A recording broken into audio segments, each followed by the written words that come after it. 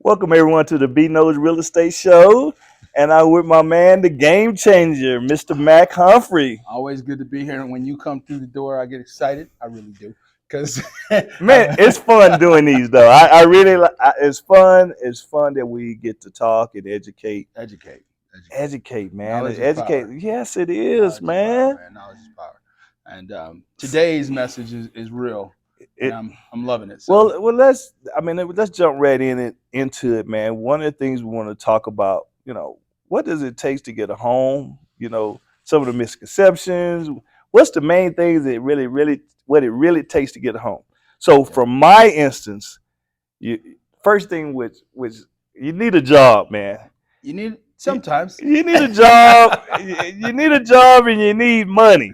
Yeah, Most of the time, you need a job and you need money, some form of money. And we can talk a little bit about that.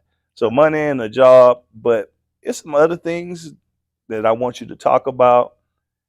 So, what does it take for a person to get a home? Let's start it. First of all, you need a job. So let's yeah. talk about the job portion of it Okay. from a mortgage perspective. I mean, from a mortgage perspective, you may not need a job. Okay. Okay. All right. Sounds crazy, but some Okay. folks out there have done an excellent job of saving money and putting money away and for not just rainy days, but for their retirement so that they don't have to work. So Okay. fixed income per se. Fixed income person, they don't have a job. A person who's done really well, maybe in the stock market and has a big asset Okay. portfolio. We can do something called asset depletion. And, you know, a lot of people don't know about that. Yeah. So that's a program that That's you a offer. program out there that they can take Okay. advantage of. And actually, it's not a program; it's really more of a guideline that some investors or some lenders don't have, just because it's a little bit more risk in the game. Okay. And you also have stuff. I know we didn't talk about this um, earlier when we were talking about setting up this show, but it's for our self-employed people. You know, our Yes. self-employed people, they may not show a lot of money because when we talk about money, when you're self-employed, a lot of times you have a lot of write-offs, but you also make a lot of money. So the average lender or average guidelines are going to tell you you don't qualify.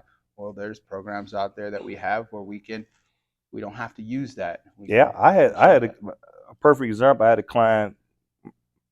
His business was pretty much making over $500,000 a year, Hmm. but his tax account was too good. Yeah, He yeah, couldn't even get a $200,000 house. right, you, right, you know what I mean? right. Yeah, it happens. I see that all the time, and it is actually it keeps a lot of our self-employed borrowers not making the investment that they should be making Right. because that's a huge portfolio builder is owning homes, Right. and they never do it because they think that they can't. Right. And I'm here to tell you right now, you can. Yes.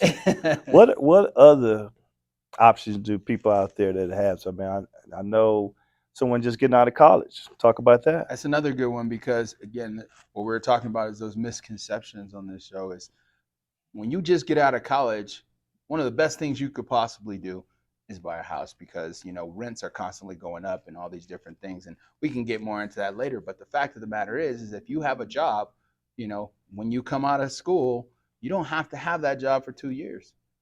You just need to have that job, and then what I'm going to ask you for is prove to me you went to school and you graduated. Right. You prove to me that you graduated through transcripts. Guess what? That's just like you being on the job for a year or so. Wow. So now all you have to do is provide 30 days pay stubs, and in some cases only 2 weeks pay stubs, and we could close on a house for you. So we got college students, we got people with fixed income that retired, and then we also got people in also trade schools, the military. Military, trade schools, military, same thing with trade schools. It's the same deal. It's just like college, just show that you graduated or you got your certificate from that trade school, and now you're going to be accepting a job with, say Joe Plumber, and you're going to be W-2, and they can show that you're going to be salaried at such and such amount, those type of things. You can do it. But one of the things I said a job and then money. How much money should I have? I'm getting a home. How much money should I have saved Yeah. for me to get a home? Yeah. Talk a little bit about that. I think that's independent of your situation, for one, and that's Okay. why I'm big on planning, not just wake up one day and say, "Oops, I think I want to buy a house today," Right. because you can be setting yourself up for a surprise, So I think it's more of a planning situation than it is case by case. But because I never want to tell somebody they have to have a certain number and then they're holding off for their certain number and they technically probably could have made moves earlier on. That's And all I'm my saying. thing is more so than anything, everybody, is that, of course, I always believe that if you can rent, you can buy. Mm-hmm. But in some instance, if you're not disciplined Right. getting a home, you shouldn't get a home. Right. Right. Right. That means you're not ready if you're Mm-hmm. not disciplined, because a lot of people, you don't want to you want to keep the home. Right. I don't want you to just get in the house. I want you to keep the home. So a lot of times what we talk about is how, you have to have that certain discipline Yeah. to keep a home, Right. and which a lot of people don't talk about, man, to be honest with you. Yeah, and that's another topic in and of itself, but that's real though. The discipline is just like anything else in life. You got to have the discipline to save and to make sure you have the right amount of money in the bank when you're ready to make that move. We call it around here, instead of creating homeowners, creating successful homeowners, Okay. and that's a huge difference because push button get mortgage. They just want a homeowner, right? Right. Because you're going to make them money. But what we want is we want you to keep coming back over and over and over again and helping out more people, because it's the knowledge is the power, and to having your foundation of wealth Absolutely. is a big piece to it. And that's why, I use people like the game changer, man. It's about having, not only, I've been through 4 or 5 transactions with my clients, Yeah. and I'm their realtor, Yeah. because you're taking care of them, and that's where it should be. Right. You want, you want, as a realtor, I want to deal with people who actually care about the client. I just want to just get them in there, and then 2 or 3 months later, they can't even afford Right. the payment, Exactly. and they already out of the house. Right. So who they looking at? Right. They looking at both of us, Right. and looking at, I'm already about to be foreclosed on, so they Yeah. looking at you like you're crazy. So we want you to keep the home. Yeah. We don't want to just get you the home. We want you to keep the home, Yeah. and that's very important, guys. In our military, I know this is last, and I hope people continue to stay tuned in to these videos and watch them to the end, because I think this is a really big one, because most of us know somebody that's in the military right now. Mm-hmm. Right now. And I was just talking to another one of my partners about the opportunity that military folks have, because when you're in the military, excuse me, I do a lot of VA loans, and when you're in the military, usually after you've been in there a couple of years, I think you're like E4, E3, something in that range. But you also are now have the ability to live off base and be compensated by the government for living off base, which is your BAH. All you military guys know what that is, and ladies out there.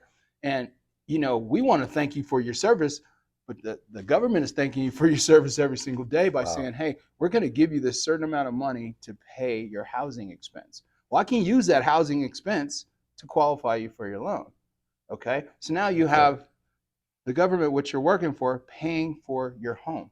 So you don't have to wait till you get out to take advantage of this VA benefit. You could start now. So by the time you get out, you have a house already that's gained equity.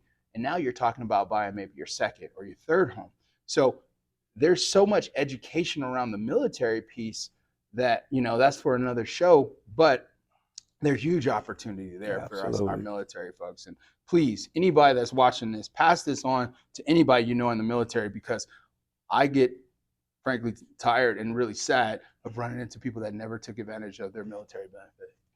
Sounds great, man. So, Hopefully we gave great information to you, and I'm glad that you're watching our show again. And man, next one going to be better. always. All right, man. So why don't you give me your information? Matt Humphrey, Game Changers Lending. You can reach me 720-771-1308. David Babineau, Caldwell Banker Realty, 303-903-0395. Hashtag the real estate man 24/7. Have a blessed day, everyone.